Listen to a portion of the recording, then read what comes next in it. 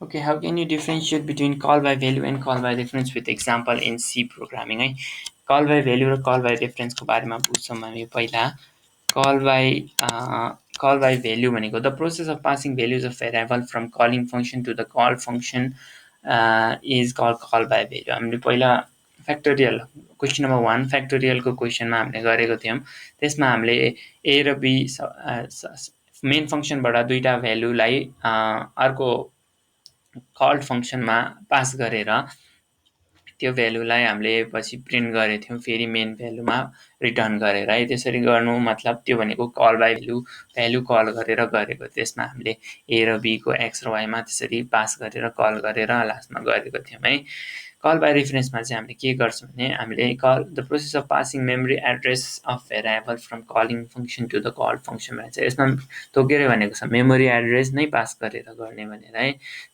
त्यसको लागि हामी मेमोरी एड्रेस कसरी प्रिन्ट गर्ने त कसरी पास गर्ने त त्यो पहिला बुझ्नु पर्यो पहिला कसरी मेमोरी एड्रेस प्रिन्ट गर्छौँ त हामी हेरौँ है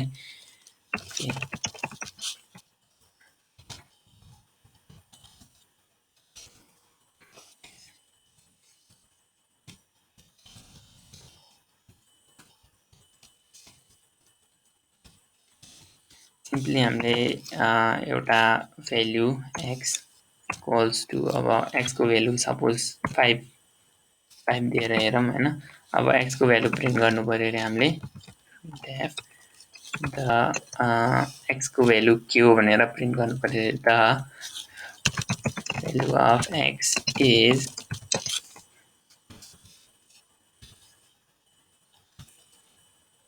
यति गऱ्यौँ भने हामीले एक्सको भ्यालु के हो भनेर यहाँ प्रिन्ट गरेर देखाइन्छ यसरी है यो भनेको हामीले भ्यालु प्रिन्ट गरेको एक्सको अब मेमोरी एड्रेस प्रिन्ट गर्नु पर्यो अरे हामीले यसको मेमोरी एड्रेस प्रिन्ट गर्नु पर्यो कसरी गर्ने त कसरी गर्ने भने त्यसको लागि हामी पोइन्टर भेरिएबल युज गर्छौँ पोइन्टर भेरिएबलले चाहिँ हाम्रो कम्प्युटरमा एलोकेट भएको मेमोरी एड्रेस जुन छ त्यो मेमोरी एड्रेसको भ्यालु हामीले पोइन्टर भेरिएबलले पत्ता लगाउँछौँ है एक्जाम्पल हेरेर गरौँ टिचर पोइन्टर भेरिएबलको यसरी हामीले पोइन्टर भेरिएबल युज गर्छौँ एस्ट्रिक पी भनेर asterisk A B C D J पनि लेख्न सक्छौँ है त्यसरी त्यसपछि अनि asterisk sorry P equals to memory एड्रेसको लागि एम्परसाइन पी होइन सरी एक्स यसरी तोकेर भन्यो भने अब भ्यालु होइन कि अब द एड्रेस एक्स इज यसमा एम्परसाइन एक्स यसरी गऱ्यौँ भने के दिने भयो त हामीलाई the address of x is यति भनेरै दिने भयो त्यसरी दिने भयो एड्रेस अफ एक्स इज यो भनेर दिने भयो यो भनेको हाम्रो एक्सको मेमोरी सरी 5 को मेमोरी एड्रेस भयो है हाम्रो एक्सको मेमोरी एड्रेस भयो यो स्पेशल कोड यसरी स्पेशल डेटा दिएको हुन्छ त्यसको लागि ओके त्यसपछि अब हामीले फर्स्ट डिफरेन्सको बारेमा बुझ्यौँ है second difference any change made to the formal argument does not affect the actual argument whereas any change made to formal argument affects the actual argument भनेछ यसको लागि फर्मल र एक्चुअल आर्गुमेन्ट के हो त त्यो गर्छौँ त्यसको लागि पनि कोडिङ गरेर हेर्छौँ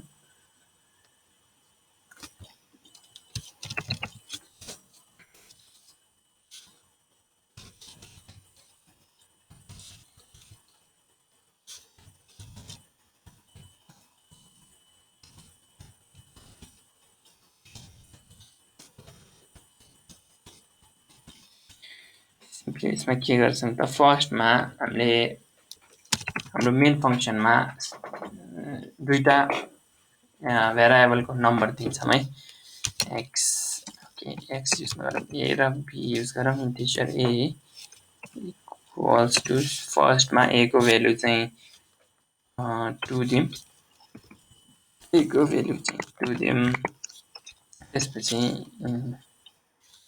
बी को भ्यालु b को भ्यालु 6 दिउँ है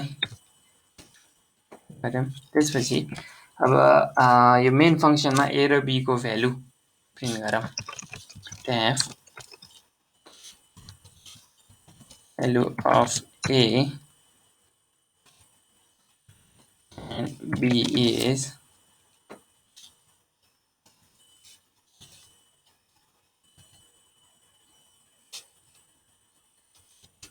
गरेछ। त्यसपछि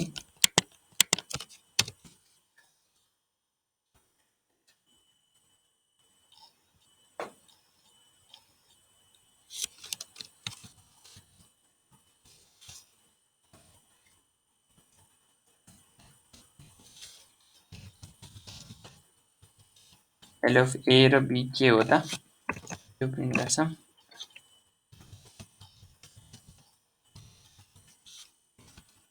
लागि यो गर्छौँ है a, b। ओके यो चाहिँ हाम्रो भयो। त्यसपछि अब के गर्छौँ त अर्को फङ्सन है इन्टिजर होइन रिटर्न टाइप नगर्ने भनेपछि void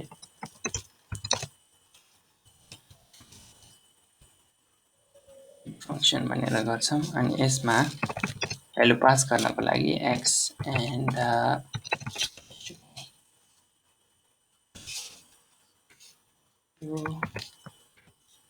हामीले पहिला पनि गरिसकेका छौँ। यसरी गर्नुपर्छ, कल गर्नुपर्छ यसरी।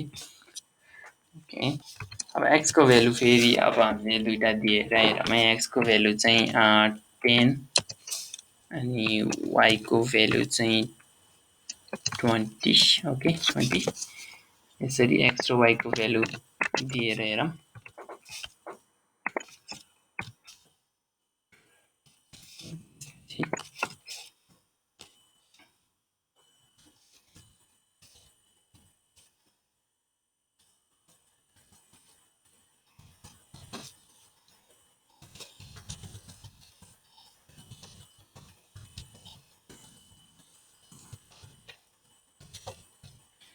अब x र y को भ्यालु है x र y को भ्यालु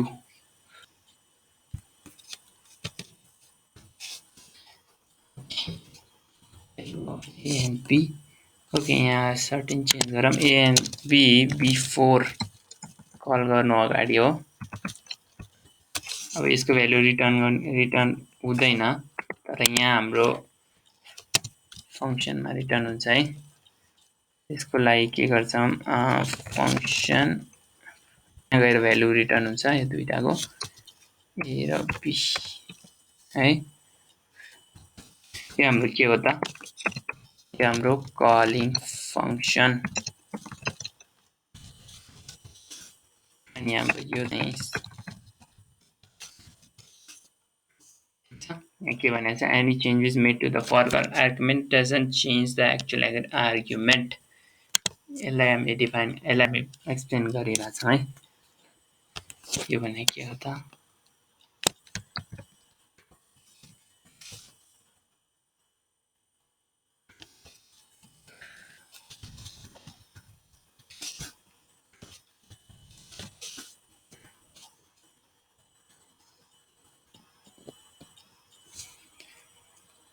यो चाहिँ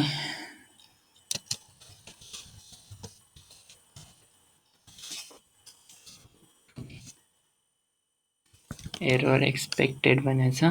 एरर भयो त x र y को भ्यालुमा। ओके यहाँ y नै मिस भएछ है हाम्रो।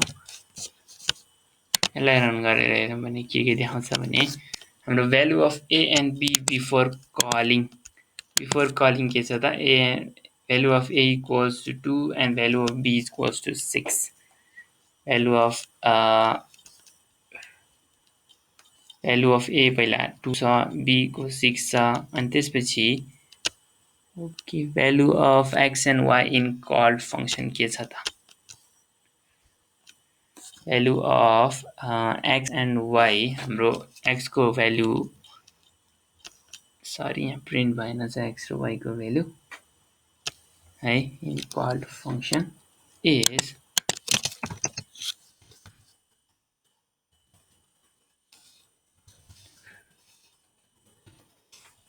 लागि x, y.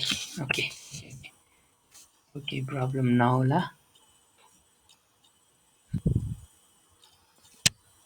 ठिक छ।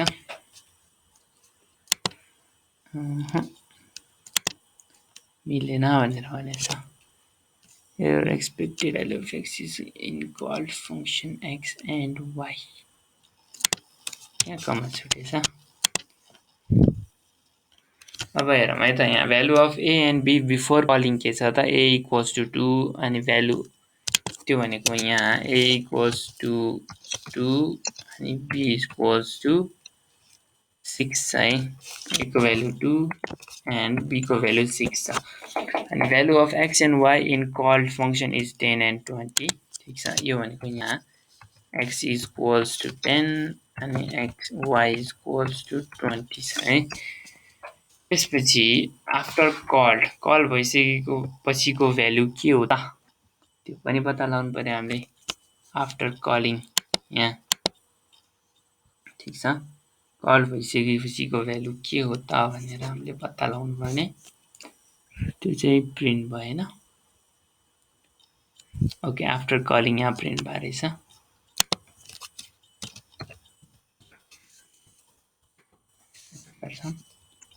ओके, ठिक छ। अब value of A and B after calling, call भइसकेपछि value A equals to 2, B equals to 6। यो किन आयो त, किनभने हाम्रो मेन फङ्सनमा ए को भ्यालु 2 छ, बी को भ्यालु 6 है। हाम्रो यो मेन फङ्सन भनेको मेन आर्ग्युमेन्ट, अनि सेकेन्ड फङ्सन भनेको यो फर्मल आर्ग्युमेन्ट है। हामीले यहाँ डिफरेन्समै भनेको छ, any changes made to the formal argument does not change an actual argument. हाम्रो यो एक्चुअल आर्ग्युमेन्ट फर्स्टको यति पार्ट, एक्चुअल आर्ग्युमेन्टमा केही फरक पर्दैन। यो हामीले यो के भन्छ, यो फर्मल आर्ग्युमेन्टमा केही चेन्ज लिएर आए पनि हामीले भ्यालु पास गरेका छौँ, ए र बी को एक्स र वाइमा पास गरेको छौँ, अनि यो रिटर्न पनि भएको छ, यहाँ रिसिभ पनि गरेको छौँ त्यसको भ्यालु, त्यही पनि केही चेन्ज भएन। किनभने हाम्रो कल बाई भ्यालुको क्वेसनमा यो एक्चुअल एग्रिमेन्टमा केही पनि आर्ग्युमेन्टमा केही पनि चेन्ज आउँदैन if certain changes is made in a formal argument है, ठिक छ। तर हामीले यहाँ सर्टेन भ्यालु रिटर्न गरेर हेर्दाखेरि चेन्ज हुन्छ है। ओके, त्यसपछि अर्को भनेछ त, any changes made to formal argument affects the actual argument. तर हाम्रो कल बाई रेफरेन्समा चाहिँ त्यस्तो हुँदैन। फर्मल आर्ग्युमेन्टमा सर्टेन मेमोरी एड्रेसहरू चेन्ज गरेर हेऱ्यौँ भने एक्चुअल आर्ग्युमेन्टमा पनि चेन्ज हुन्छ। अनि यो भ्यालु यहाँ हाम्रो इनिसियली के आएको छ त, ए को भ्यालु ए इक्वल्स टु 2 र बी इक्वल्स टु 6 जुन आएको छ यो चेन्ज हुन्छ। पोइन्टर भेरिएबल युज गरेर गरौँ अनि अझै क्लियर भइन्छ है। पोइन्टर भेरिएबल युज गर्छौँ हामी कसरी त, सिम्पली यहाँ पोइन्टर भेरिएबलको लागि एस्ट्रिक, यहाँ एस्ट्रिक, त्यसपछि एक्स र वाइको भ्यालुमा पनि एस्ट्रिक, यहाँ प्रिन्ट गर्ने ठाउँमा पनि एस्ट्रिक, अनि